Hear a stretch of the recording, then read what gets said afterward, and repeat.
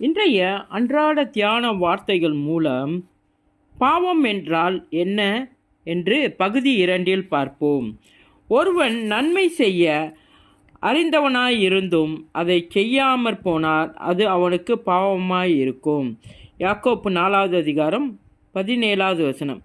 நமக்கு பாவம் இல்லை என்போமானால் நம்மை நாமே வஞ்சிக்கிறவர்களாய் இருக்கிறோம். சத்தியம் நமக்குள் இருக்காது. 1 யோவான் 1வது அதிகாரம் 8வது வசனம். சில பாவங்கள் மறைந்தும் சில வெளியரங்கமாயும் இருக்கின்றன. மனுஷனுடைய இருதயத்தினிருந்து பொல்லாத சிந்தனைகளும் உபச்சாரங்களும் வேசித்தனங்களும் கொலைபாதகங்களும் களவுகளும் பொருளாசைகளும் துஷ்டத்தனங்களும் கபடும் காம விகாரமும் வன்கண்ணனும் தூஷணமும் மதிகேடும் புறப்பட்டு வரும். மார்க்கு 7வது அதிகாரம் 21வது வசனம் 22வது வசனம்.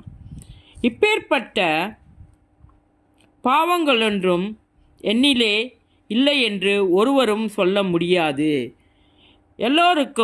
எல்லாரும் பாவம் செய்து தேவ மகிமை அற்றவர்களாக போனோம்.